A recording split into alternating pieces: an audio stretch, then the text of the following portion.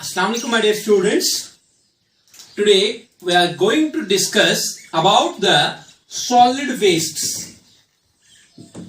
मेरे बच्चों, चूंकि हम आखिरी पड़ाव में हैं इकोलॉजी के, we are just 2 lectures away now. तो उसके बाद मैं इंशाल्लाह आपको टाइम दूंगा, आप ये प्रिपेयर करेंगे, उसके बाद लाइव सेशन और उसके बाद 2 पेपर्स में डाल दूंगा, उस पर इंशाल्लाह काम चल रहा है. तो अब ये क्योंकि देखो मेरे बच्चों, मैंने एक भी टॉपिक इसमें स्किप नहीं किया. आप देख लो, टेक्स्ट बुक देख लो, टेक्स्ट बाहर देख लो. I have completed what you call 1 to the last in the ecology. This is no, इसके बाद कोई भी कॉम्पिटिटिव एग्जाम आप फेस कर लो इंशाल्लाह, तो आप without any what you call problems वहां इंशाल्लाह ये कर सकते हैं मेरे बच्चे. अब यहां पर आज सॉलिड वेस्ट की बात हो रही है.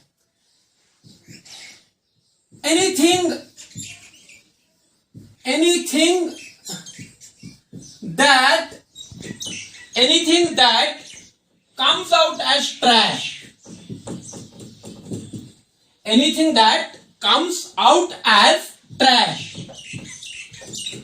is known as solid waste, is known as solid waste.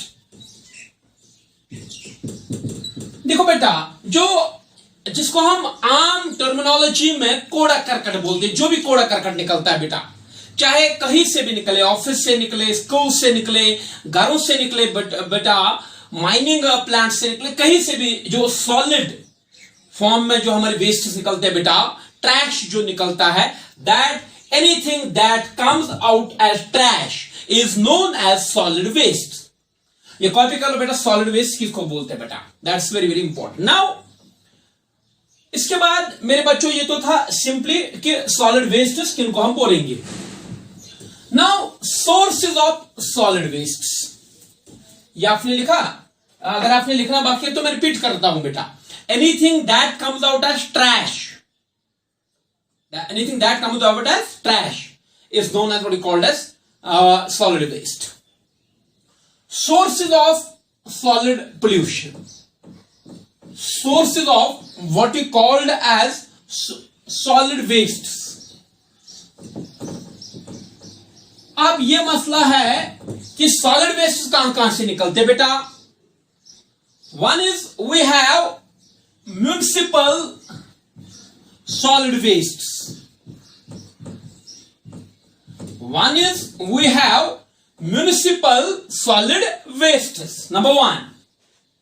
Number second is, एक होता है बेटा म्युनिसिपल सॉलिड वेस्ट हमारे पास, समझ रहे आप. दूसरा हमारे पास होता है मेरे बच्चों industrial solid waste, industrial solid waste. देखो बेटा, इन पे मुझे ज्यादा एनर्जी खर्च करने की जरूरत नहीं है, एज ए नेम इंडिकेट से. हाँ, इसी तरीके से मैं लिखूंगा बेटा यहां पर agricultural solid waste, agricultural solid waste बेटा, एग्रीकल्चरल सॉलिड वेस्ट की बात है. पहले मैं इन 3 के बारे में बात करूंगा यहां पर, फिर और भी इसमें 1-2 रहते बेटा, वो मैं आपको बता दूंगा बेटा.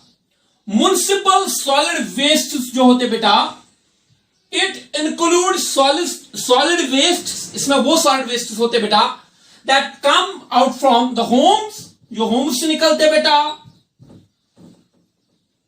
जो कहां से निकलते बेटा, होम से निकलते हैं.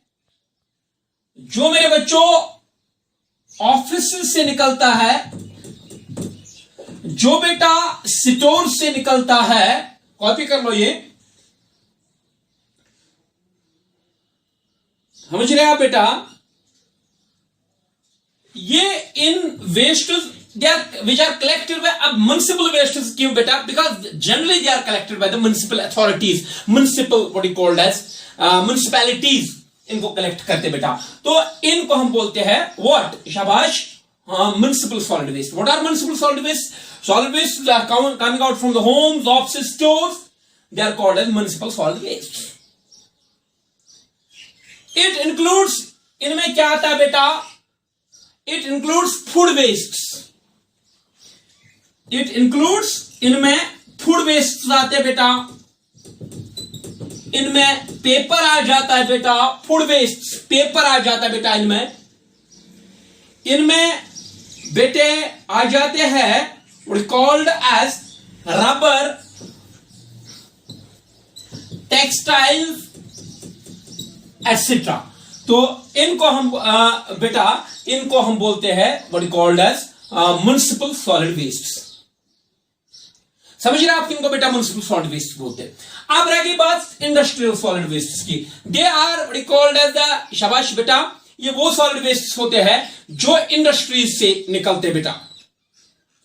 सॉलिड वेस्ट फ्रॉम, देखो बेटा वी हैव, एक मिनट बेटा इधर देखो आप, हमारे एरिया में या हमारे मतलब आसपास सराउंडिंग में पेस्टिसाइड बनाते हैं, पेस्टिसाइड इंडस्ट्रीज होती है बेटा, रबर इंडस्ट्रीज होते हैं जहां से वो टायर्स वायर्स बनाए जाते बेटा, या हमारे पास और कोई यूनिट हो बेटा, मैन्युफैक्चरिंग यूनिट हो, उनसे जो वेस्ट निकलते बेटा, they are called as industrial solid waste. They are called as industrial solid waste. इसमें बेटे क्या बोला मैंने बेटा, इट इन्वॉल्व्स, इसमें वो सॉलिड वेस्ट होते बेटा which come out from those industries which are engaged in the production of paper, जो पेपर बनाते बेटा। देखो हमारे पास पेपर इंडस्ट्री है, वहां से बेटा व्हाट कॉल्ड एज ये आते हैं जो सॉलिड वेस्ट आते हैं। वी मैन्युफैक्चर रबर, वहां से जो वेस्ट आते बेटा। वी मैन्युफैक्चर पेस्टिसाइड्स बेटा, जहां से वो वेस्ट वहां से निकलते हैं सॉलिड वेस्ट, या we manufacture what called as different types of dyes my dear students. तो इनको हम बोलते हैं इंडस्ट्रियल सॉलिड वेस्ट, यहां से भी सॉलिड वेस्ट निकलते बेटा। एग्रीकल्चरल सॉलिड वेस्ट में तो मुझे ज्यादा बोलना ही नहीं बेटा। एग्रीकल्चर से जो हमारा बचता है बेटा, हस्क बचता है या जो भी बचता है बेटा हमारे पास, वो what called as after harvesting, what called as harvesting के बाद जो भी हमारा वहां solid what called as material रहता है एग्रीकल्चर से जो आता है, that is agricultural solid waste बेटा। तो ये हो गए मेरे बच्चों, that is what called as types या सोर्सेज ऑफ सॉलिड वेस्ट।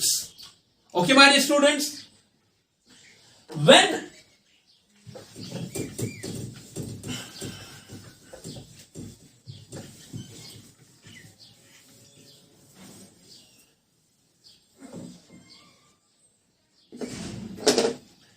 इसके बाद एक और जाता है बेटा mining waste, mining solid waste, mining solid waste बेटा। इसके बारे में भी यही कहूंगा मैं, जो माइनिंग करते हैं बेटा, वहां से जो माइनिंग के दौरान सॉलिड वेस्ट जनरेट होते हैं, those are called as mining solid waste. इसके बारे में आप इतना मेरे बच्चों याद रख लो बेटा। इसी तरीके से we have very one important thing, that's e waste. अब आप बोलेंगे सर ई वेस्ट किनको बोलते बेटा? Electronic waste, the what called as waste जो होते बेटा, इट इंक्लूड्स, ई वेस्ट में हमारे पास आ जाते बेटा इरिपेयरेबल कंप्यूटर्स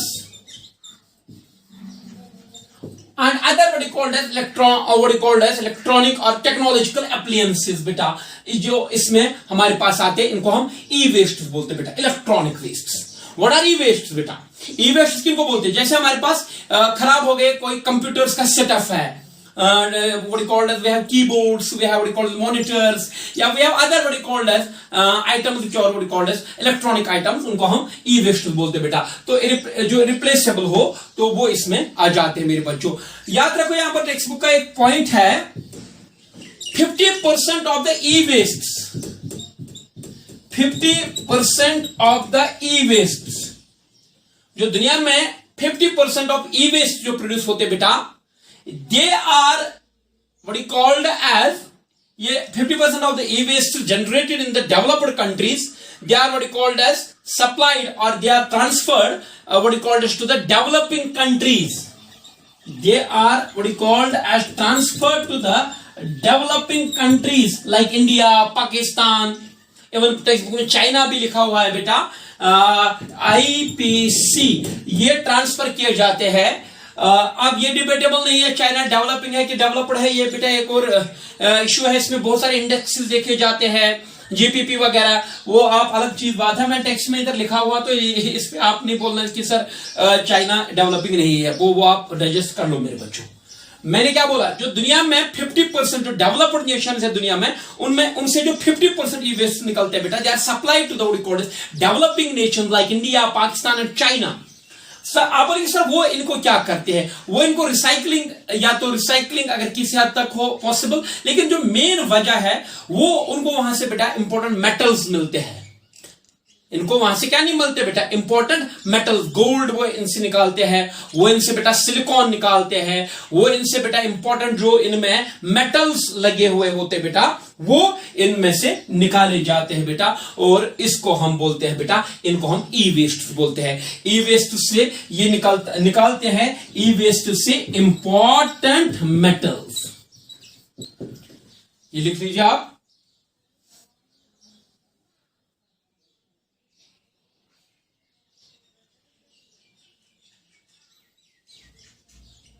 इंपॉर्टेंट मेटल्स, जिसमें क्या आएगा बेटा, इसमें गोल्ड आएगा, इसमें आयरन आएगा, इसमें सिलिकॉन आएगा, और बहुत सारी बेटा इसमें आएंगे। तो ये हो गए मेरे बच्चों हमारे ई वेस्ट के बारे में। तो ये हो गया हमारे सॉलिड वेस्ट। क्या बोला मैंने मेरे बच्चों, सॉलिड वेस्ट किनको बोलता है, anything that comes out as the trash, that's called solid waste. फिर सोर्सेज कहां से आते हैं बेटा, म्युनिसिपल सॉलिड वेस्ट हमारे पास होते हैं, और समझ रहे हैं आप, we have municipal solid waste बेटा। दूसरा मैंने बोला we have industrial solid waste, जो इंडस्ट्री मैन्युफैक्चरिंग यूनिट से निकलते हैं। We have agricultural solid waste बेटा, we have solid waste from the mining plants, and finally we have E waste. उन सब के बारे में हमने डिटेल्ड आपके साथ बात की मेरे बच्चों। Now we have disposal of solid waste. Now we have disposal of solid wastes. अभी तक ने हमने बोला बेटा सॉलिड वेस्ट कहां से आ जाते हैं, लेकिन अब हमने डिस्कस करना है कि इनको हैंडल कैसा किया जाए, कैसे किया जाए, इनको डिस्पोज ऑफ कैसे किया जाए बेटा।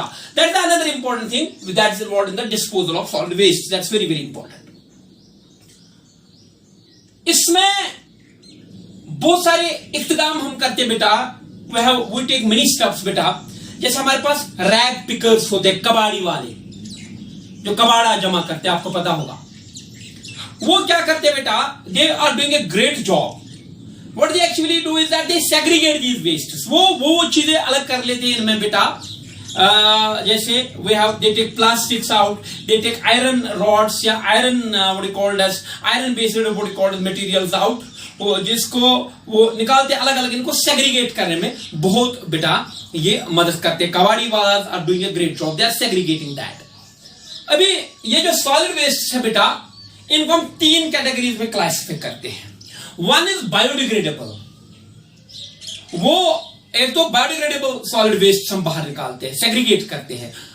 Non biodegradable what you called as waste हम बाहर निकालते हैं, जो डिग्रेड ना हो जाए। जैसे वी हैव आयरन रॉड्स, या we have what you call as other what you call metallic elements, या we have other materials which cannot be what you call degraded, उनको बाहर निकालते हैं। बायोडिग्रेडेबल सॉलिड वेस्ट को बाहर निकालते हैं, नॉन बायोडिग्रेडेबल, और एक कैटेगरी है रिसाइकलेबल, जिन और वो सॉलिड वेस्ट जैसे प्लास्टिक आइटम्स में ज्यादा आते हैं बेटा, वो रिसाइकल किए जाते हैं, they can be remodelled, they can be reprocessed into something better. तो फर्स्ट याद रखना बेटा, हम सॉलिड वेस्ट को क्लासिफाई करते हैं 3 टाइप्स में। Number 1 degradable solid, biodegradable solid waste, non biodegradable solid waste and recyclable solid waste my dear students. Now अब इनको डिस्पोजल का इनका क्या है बेटा। Number 1 is sanitary landfills. Sanitary landfills, sanitary landfills क्या होता है बेटा, ये एक तरीका है सॉलिड वेस्ट को डिस्पोज ऑफ करने का। नंबर 1,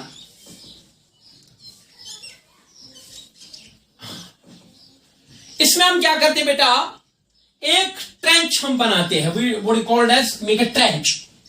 हम एक ट्रेंच बनाते हैं और सॉलिड वेस्ट फिर इन्हीं के अंदर पुट कर लेते हैं बेटा। Then we put solid waste into this what you called as trenches. फिर हम इन ट्रेंचेस में इनको बेटा डालते हैं और व्हाट यू कॉल्ड एज, उसके बाद क्या करते हैं बेटा, फिर इस एरिया को कवर कर लेते हैं मेरे बच्चों। फिर इस एरिया को हम कवर कर लेते हैं बेटा, we cover that area finally. तो इसको हम बोलते हैं सैनिटरी लैंडफिलिंग। सिंपल सा है बेटा, एक ट्रेंच बना लेते हैं, जो सॉलिड वेस्ट होते हैं वो इसके अंदर डंप इन करते हैं, उसके बाद एक लेयर उसके ऊपर बनाते हैं, कवर इसको करते हैं बेटा, ये कवरिंग है यहां पर, तो इस तरीके से ये सड़ जाते हैं, डिग्रेड हो जाते हैं अंदर। एंड ये जो सैनिटरी लैंडफिल्स इनको बोलते हैं, it is generally done for biodegradable waste. ये हम जनरली बायोडिग्रेडेबल वेस्ट के लिए बेटा करते हैं। तो ये था पहला सैनिटरी लैंडफिल। और याद रखो मेरे बच्चों, generally what we do is that हम इनको बर्न करते हैं, सॉलिड वेस्ट को जनरली, नॉट कंप्लीटली, हम इनको बर्न करते हैं क्योंकि वो इनका बल्क जो है, वो सरफेस एरिया है, जो वॉल्यूम है, वो इनका कम कर लेते हैं बेटे, बल्क क्योंकि ये बल्क में होते हैं, उनको जलाते हैं बेटा। और that's also burning of the solid waste is important, what called as dispose of, what called as another method in the disposal of solid waste. तो पहले यहां पर आपने सीखा सैनिटरी लैंडफिल्स बेटा।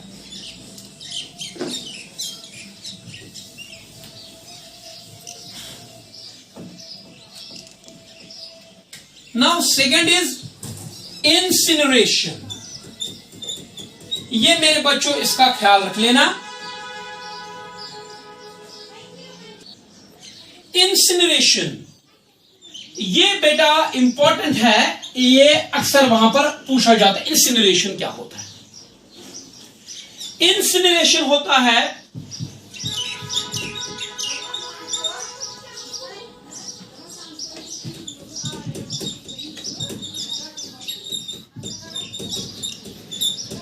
burning of the solid wastes, burning of the solid wastes in presence of oxygen. That's very important. At a high temperature of about, it's called as incineration. आपने ये दूसरा मेथड है disposal of what, solid waste का बेटा। इसमें हम क्या कर लेते हैं, हम सॉलिड वेस्ट लाते हैं, इसको बर्न करते हैं बेटा, बर्न करते हैं इन प्रेजेंस ऑफ ऑक्सीजन। ये इंपॉर्टेंट है, इंसिनरेशन में ये इंपॉर्टेंट पॉइंट है, in presence of oxygen at high temperature, ये टेम्परेचर है, यहां पर इसको बर्न कर लेते हैं बेटा। वो तो इसका एक रिड्यूस कर लेता है कंटेंट भी, और दूसरा बर्न हो जाता है बेटा, and we get rid of this what called as solid waste. ये इंसिनरेशन एक इंपॉर्टेंट मींस माना जाता है बेटा, what is called as important means of disposal of the solid waste। इसमें जो हॉस्पिटल वेस्ट है, ये ख्याल रखना बेटा, टेक्स्ट बुक में है, या जनरली इंसिनरेटेड, जो हॉस्पिटल से वेस्ट निकलते हैं, हॉस्पिटल वेस्ट जो हमारे पास होते हैं बेटा, दे आर इंसिनरेटेड, उनको इंसिनरेशन किया जाता है बेटा। हॉस्पिटल वेस्ट को बेटा क्या किया जाता है, दे आर इंसिनरेटेड। तो इसका भी आपने ख्याल रखना है। Presence of oxygen is important, temperature is important, and hospital waste के हम यूज करते हैं। ये नहीं मेरे बच्चों यही है कि सिर्फ हम हॉस्पिटल वेस्ट के लिए करते हैं, we do it for other what called solid waste as well, लेकिन हॉस्पिटल वेस्ट के लिए इन पर्टिकुलर ये किया जाता है। That's very very important that you have to record.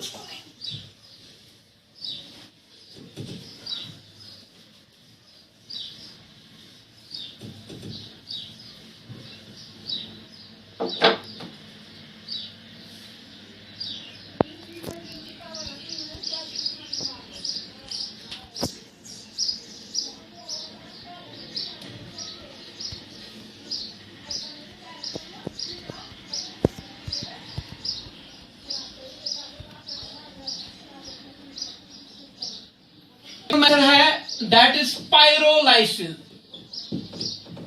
Pyrolysis ये भी it also involves burning of solid waste.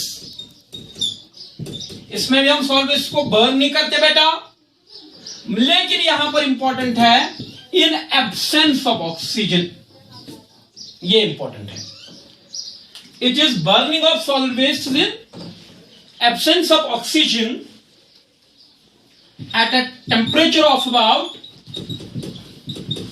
650 degree Celsius. तो इसको हम बोलते हैं बेटा पायरोलाइसिस करना। ये उन टफर मटेरियल्स के लिए किया जाता है बेटा, इसमें क्या किया जाता है, anaerobically in absence of oxygen solid waste को बर्न किया जाता है बेटा, पहले डंप किया जाता है, एनारोबिक कंडीशंस क्रिएट किए जाते हैं, ऑक्सीजन को what called as that's what called as taken off, या वो वहां पर ऑक्सीजन के एब्सेंस में इसको बर्न किया जाएगा at a higher temperature of this, that's called as pyrolysis. That's called as pyrolysis. इसको हम क्या बोलते हैं बेटा, इसको हम pyrolysis बोलते हैं. This is very very important that you have to what you call as understand. अब pyrolysis और इसमें क्या फर्क बेटा इंसिनरेशन में आपको मिला, वो ये एब्सेंस ऑफ ऑक्सीजन में, वो प्रेजेंस ऑफ ऑक्सीजन में, वहां टेम्परेचर लगभग था 1000 डिग्री सेल्सियस का, यहाँ 1650, यहाँ टेम्परेचर थोड़ा ज्यादा ही होता है. तो this is another method to deal with the what you call as solid waste मेरे बच्चों. तो ये हो गया methods to deal with the solid wastes या disposal of the solid wastes. तो बेटा इसको इस तरीके से हमने खत्म किया disposal of the solid wastes. इसमें दो चीजों का ख्याल रखना बेटा. एक तो मैंने बोला ये जो incineration है, it is what is called as a crucial step in the disposal of the hospital wastes. दूसरा जो e-wastes होते बेटा, they are breed into the landfills. landfills बनाए जाते हैं, पिट्स बनाए जाते हैं, उसमें ई वेस्ट डाले जाते हैं, इनको भी दे आर आल्सो इंसिनरेटेड. तो ये आप यहां पर ख्याल रख लेना बेटा. अब एक केस स्टडी, अब हम यहां पर एक केस स्टडी डिस्कस करेंगे, case study of remedy of plastic waste. Important है बेटा, इसमें सवाल आ सकता है. A case study of remedy of plastic waste.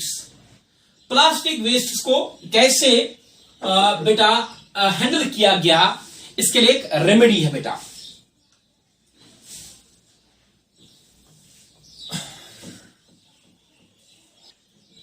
Ahmad Khan from Bangalore. Bangalore से एक बंदा है अहमद खान फ्रॉम बेंगलोर. इसे सेटअप किया, एक यूनिट इसने बनाया बेटा. इसने एक सेटअप किया, किसने, अहमद खान, जो कि कहां से था बेटा, बेंगलोर से था. What he did is that, इसने ही मॉडिफाइड, इसने एक ऐसी इंडस्ट्री खोली जिसमें से क्या किया, he modified and recycled plastic waste या plastics. बेटे अहमद खान की बात हो रही है, बेंगलोर से. इसने एक टेक्निक निकाली, इसे एक ऐसा इंडस्ट्रियल यूनिट खड़ा किया, या एक ऐसा सेटअप खड़ा किया जहां पर जो प्लास्टिक वेस्ट जो थे, जो कबाड़ी वाले इसको देते थे बेटा, या जो ये कलेक्ट खुद भी कर देता था, उनको ये मॉडिफाई करता था और इनको इन रिसाइकल करने के बाद ये इनको मॉडिफाई करता था. He modified and recycled plastic waste to form a fine mixture called as polyblend.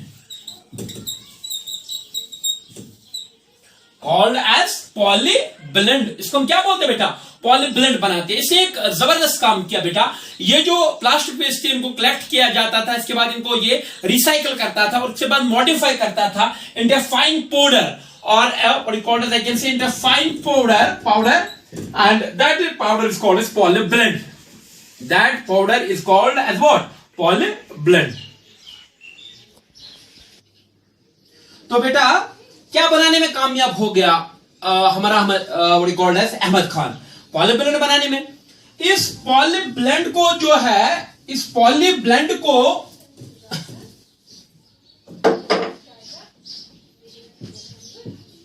इसको मिलाया गया बिटुमिन के साथ. इसको इससे मिक्स किया किसके साथ बेटा, पॉलीब्लेंड को. Polyblend is what called as fine powder of recycled modified plastics. Bitumen होता है बेटा, it's a viscous what called dark coloured hydrocarbons का बना होता है. ये जनरली बिटुमेन जो हमें मिलता है, ये मिलता है हमें बेटा कहां से, पेट्रोल डिस्टिलेशन से. जब पेट्रोलियम की हम डिस्टिलेशन करते हैं उसके दौरान, जैसे आपने वो टिन में देखा वो ब्लैक टार जैसा बेटा होता है, ये बिटुमेन. बिटुमेन प्लस पॉलीब्लेंड, इसको मिला के मेरे बच्चों इसको यूज किया जाता है, it is used for laying of roads, it's used for laying of road बनाने के काम यह आ जाता है बेटा।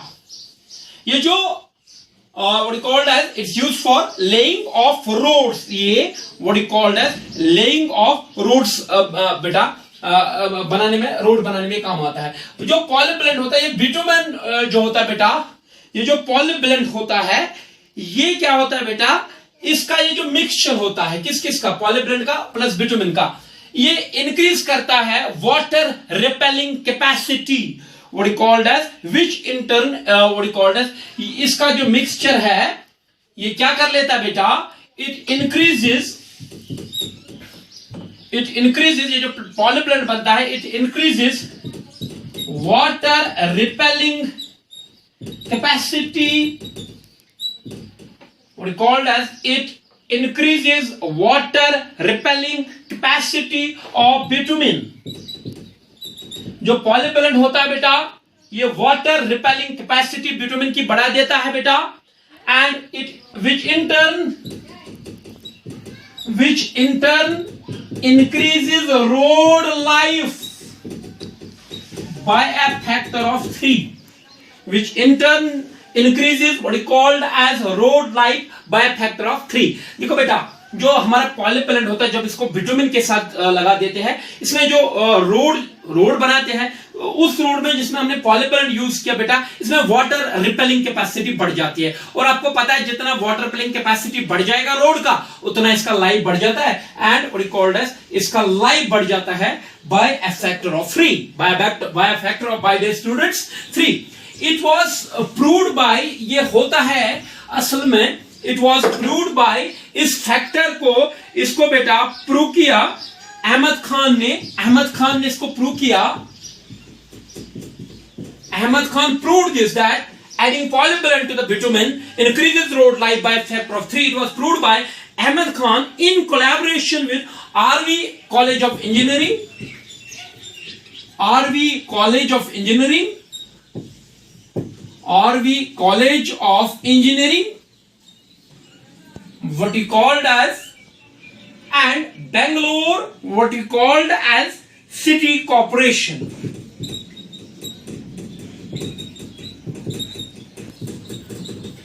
Bangalore city corporation. तो ये हो गया मेरे बच्चों हमारा, that is called as very very important thing. ये बिटुमेन ऐड कर, पॉलीब्लेंड को ऐड करने से बिटुमेन के साथ रोड लाइफ 3 के फैक्टर से बढ़ जाता है। It was proved by Ahmad Khan in collaboration with RV College of Engineering and Bangalore City Corporation। इनकी मदद से, इनकी कोलैबोरेशन के साथ इसे ये चीज प्रूव कर ली मेरे बच्चों। तो ये हो गया एक केस स्टडी जहां प्लास्टिक वेस्ट का जो है इनका अच्छा बेटर यूज किया गया, इनको रिसाइकल किया गया, इनको मॉडिफाई किया गया बेटा। और अब ये जो मसला है, अभी it's a very successful story that Ahmad Khan has created. अभी तक जो हमारे कबाड़ी वाले होते थे उनको इन प्लास्टिक वेस्ट का कीमत मिलता था ₹0.4 पर केजी। तो अभी इनका जो रेट बढ़ चुका है, अब ये बेटर यूटिलाइज हुआ है, अब इनको मिल रहा है वहां बेंगलोर में 6 kg पर केजी प्लास्टिक वेस्ट। जो हमारे यहाँ कबाड़ी वाले होते हैं बेटा, वो जैसे आपने देखा होगा घरों से निकलता है वो पहाड़ जैसा कबाड़ा खड़ा हो जाता है, फिर उसका ₹1 आ जाता है, ₹2 आ जाता है, फिर वो ये लो मूंगफली ₹2 की, तो हो गया आपको प्लास्टिक का काम। लेकिन जो अहमद खान ने काम किया मेरे बच्चों बेंगलोर में, तो इससे अब कबाड़ी वालों को ₹0.4 से ₹6 और मिल जाते हैं, ₹6 पर केजी ऑफ प्लास्टिक वेस्ट। तो जो ये टेक्निक यूज करके by the end of year 2002, using this technique, जो अहमद खान ने इनिशिएटिव स्टार्ट किया by the end of 2002 it was able to lay a road of 40 kilometre length in the Bangalore. इसे 40 kilometre का road वहां बेटा बेंगलुरु में बना लिया bye the end of 2002 by the, ये दोबारा मैं ये पॉइंट्स बेटा आपको एक्सप्लेन करूंगा. By the end of year 2002, Ahmad Khan was able to lay a road of like 40 kg in the Bangalore. If he is continuing this initiative, beta, he will soon run out of the plastic wastes in the Bangalore. तो एक काम भी हो गया, दूसरा plastic waste इसका dispose of भी हो गया. Because you know plastic is non biodegradable है बेटा, and it wreaks havoc. ये तबाह कर लेता है बेटा. It decreases soil fertility, it causes soil pollution, it causes rest of the problems. So it's a very innovative thing to have. So that's all about what is called as, my dear students, solid waste management. So I hope you have recalled as, enjoyed this lecture, and ये आपको फायदेमंद भी साबित होगा. What is called as, now we are left with one more thing. So first of all I would rub the book. Dear students, now I have a simple one line thing, that is agrochemicals and their side effects. Agrochemicals and their effects बेटा. या already मैं आपको मेरे बच्चों पढ़ा चुका हूं. अब थोड़ा सा मुझे यहां पर रिकॉर्ड है, थोड़ा सा बताना है बेटे. थोड़ा सा 1 मिनट का ये है, तो ये मैं बता दूंगा. ये जो एग्रोकेमिकल्स होते हैं बेटा, what are agrochemicals? The chemicals that we use in the agriculture, they are called as agrochemicals. Green revolution में 2 चीजें बढ़ गई. वन इज एग्रीकल्चर, इसमें एग्रोकेमिकल्स ग्रीन रेवोल्यूशन के दौरान 2 चीजें बढ़ गई बेटा. एक what is called as use of fertilizers बढ़ गया, गुड क्वालिटी फर्टिलाइजर्स उनका यूज हो गया, and use of pesticides and what is called as fungicides, pesticides, what called as other sites, उनका many-fold increase हो गया बेटा. जैसे DDT का इस्तेमाल हो गया, BHC का इस्तेमाल हो गया बेटा. अब एग्रोकेमिकल से क्या मुराद है? The chemical that come out from the agricultural waste, जो एग्रीकल्चर रन ऑफ से आ जाते हैं बेटा. इसमें एक तो इसमें बेटे होते हमारे, वी हैव रिकॉर्ड, इसमें पेस्टिसाइड्स आते हैं हमारे, इसमें हमारे पेस्टिसाइड्स में फंजिसाइड्स भी आते हैं, बैक्टीरियोसाइड्स भी आते हैं बेटा. इसमें बाकी जो भी है वो हम यूज हो जाते हैं. एक तो पेस्टिसाइड्स का यूज बढ़ गया, और दूसरा मैन्योर्स का, या सॉरी फर्टिलाइजर्स का यूज बढ़ गया. अब आपको पता है बेटा, पेस्टिसाइड्स में कुछ नॉन बायोडिग्रेडेबल है, एंड दे कॉज, इनका एक इफेक्ट होता है बायोमैग्निफिकेशन. अब ये नहीं बोलना कि सर हमें बायोमैग्निफिकेशन पढ़ाइए, मैं ये डिटेल में पढ़ा चुका हूं. बायोमैग्निफिकेशन तो ऑलरेडी मैं पढ़ा चुका हूं. तो पेस्टिसाइड्स की वजह से कुछ नॉन बायोडिग्रेडेबल पेस्टिसाइड जो हो, ये मैग्नीफाई हो जाते हैं along the trophic levels, different trophic levels of the food chain. That's called biomagnification that I have discussed. तो इसमें fertilizers, especially what we call as, when we talk about 2, one is nitrates and phosphates. इसमें nitrates and phosphates, इनकी वजह से होता है बेटा accelerated eutrophication. Accelerated eutrophication. अब ये नहीं बताना सर ये क्या होता है, ये भी मैंने पढ़ाया. तो एग्रोकेमिकल्स में एक तो पेस्टिसाइड्स आ जाते हैं, दूसरे फर्टिलाइजर्स आ जाते हैं. इनकी वजह से बायोमैग्निफिकेशन का प्रॉब्लम रहता है, और इनकी वजह से what is called as accelerated eutrophication, ageing of the lakes by the by the nutrient enrichment, especially nitrate and phosphate is called as eutrophication. तो ये छोटा सा चीज है, ये आपने ख्याल रखना है बेटा. तो इसके साथ ये भी खत्म हो गया एग्रोकेमिकल्स और इनका क्या इफेक्ट रहता है बेटा. ऑर्गेनिक फार्मिंग, इसका ऑर्गेनिक फार्मिंग ये मेरे बच्चों आगे भी आपने पढ़ना है जब हम पढ़ेंगे microbes in the human welfare. Organic farming में हम क्या करते हैं बेटा, ये एक अल्टरनेटिव प्रोसीजर है फार्मिंग का. जैसे आज हम जमींदारी करते हैं, फार्मिंग करते हैं बेटा, इसमें हम यही यूज करते हैं. We use chemical, we use pesticides of the chemical origin, we use what is called as fertilizers of the chemical origin, we use what is called as different hormones and all that of chemical origin. उससे waste, इसमें जो बेटा है, जो traditional farming है, chemical farming है बेटा, उसमें पोल्यूशन का ज्यादा मसला रहता है बेटे. अब ऑर्गेनिक फार्मिंग ये एक अल्टरनेटिव अप्रोच है, ये एक अल्टरनेटिव अप्रोच है फार्मिंग का. It is an alternative approach of farming. ये फार्मिंग समझ रहे आप, जमींदारी हो, जमींदार मेरे. और फार्मिंग जो है अल्टरनेटिव अप्रोच है किसका, फार्मिंग का बेटा. इसमें हम क्या करते हैं, इसमें वी यूज इसमें we use fertilizers of the organic origin, जिसको आप बायो फर्टिलाइजर्स बोलते हैं। इसमें हम बायो फर्टिलाइजर्स का इस्तेमाल करते हैं रादर देन केमिकल फर्टिलाइजर्स। इसमें हम बायो पेस्टिसाइड्स यूज करते हैं बेटा। इसमें हम बेटा क्या यूज करते हैं? We use what you called as bio fertilizers, we use pest what you called as bio pesticides, we use manures rather than what you called as manures वगैरह, कंपोस्ट वगैरह इसमें हम यूज करते हैं बेटा। तो ये एक अल्टरनेटिव फार्मिंग है, अल्टरनेटिव अप्रोच है ऑर्गेनिक फार्मिंग का। क्या होता है बेटा? ये भी फार्मिंग का एक अप्रोच है, लेकिन जिसमें हम what you called as bio fertilizers का यूज करते हैं, बायो पेस्टिसाइड्स का यूज करते हैं, मैन्योर्स और कंपोस्टिंग का यूज करते हैं रादर देन द ट्रेडिशनल और द केमिकल अप्रोच। अब इसका हमने यहां पर डिटेल में ज्यादा नहीं जाना है, हमने यहां पर आपको पढ़ाना है इसके बारे में बेटे। इसमें हम एक केस स्टडी आपको पढ़ाएंगे बेटा। पहले याद रखो, जो ऑर्गेनिक फार्मिंग है इज ए साइक्लिकल, या साइक्लिक लिखेंगे आप तो कोई इसमें प्रॉब्लम नहीं है। इज ए साइक्लिकल और cyclic what you called as zero waste procedure.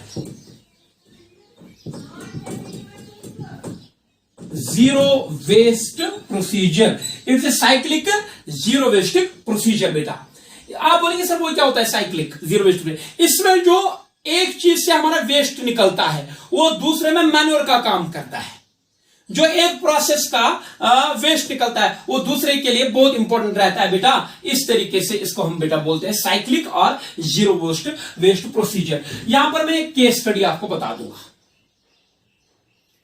एक हमारा हरियाणा सोनीपत हरियाणा से है बेटा। सोनीपत हरियाणा से हमारे एक रमेश चंद्रा डगर, एक फार्मर है रमेश चंद्रा डगर। ये हमारा एक किसान भाई है सोनीपत हरियाणा से। पानीपत सोनीपत आपने सुना होगा, दिल्ली के बहुत नजदीक है, हरियाणा को क्रॉस करके हरियाणा में ही है। रमेश चंद्र डगर इसे क्या किया बेटा? इसने एक अप्रोच किया, ये डेयरी फार्मिंग करता है। डेयरी फार्मिंग, काउस को गाय पाल लेता है, बी कीपिंग करता है बेटा। क्या क्या करता है? ये डेयरी फार्मिंग, ये बी कीपिंग,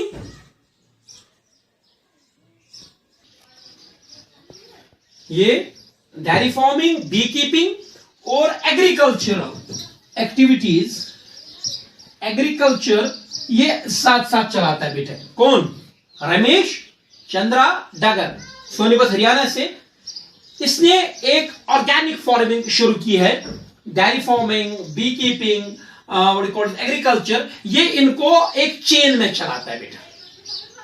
देखो डेयरी फार्मिंग में इससे कावडंग मिलता है या डंग मिलता है बेटा, इसको ये कन्वर्ट करता है इनटू द कंपोस्ट। वो कंपोस्ट या एग्रीकल्चर को ऐड कर लेता है। जो एग्रीकल्चर से इसको बेटा वेस्ट निकलते हैं उसको डेयरी फार्मिंग में यूज करता है, इसको बी कीपिंग में यूज करता है, या बी कीपिंग का जो निकलता है बेटा वो रा वगैरह मटेरियल वो या तो डेयरी फार्मिंग या एग्रीकल्चर में यूज कर लेता है in one or the another way. तो इस तरीके से इसने एक कंप्लीटली ऑर्गेनिक फार्मिंग स्टार्ट की है, जिसमें ना तो ये केमिकल फर्टिलाइजर्स का इस्तेमाल करता है, ना तो ये मेरे बच्चों व्हाट यू कॉल्ड एज ये कर लेता है, ना तो ये पेस्टिसाइड्स का यूज कर लेता है बेटा। एक बायो कंट्रोल कर रखता है और एक व्हाट यू कॉल्ड एज एक प्रोसेस का, जैसे डेयरी फार्मिंग का वेस्ट जो है वो एग्रीकल्चर में यूज होता है, एग्रीकल्चर का वेस्ट इनके लिए यूज हो जाता है बेटा। तो this is what you called as organic farming का एक केस स्टडी है बेटा। अब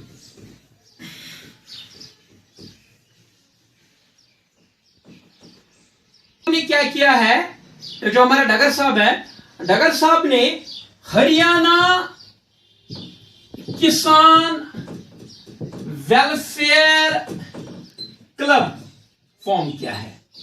जो हमारे डगर साहब है हरियाणा में, इसने एक किसान वेलफेयर, किसानों की बहबूद के लिए क्लब खोला है।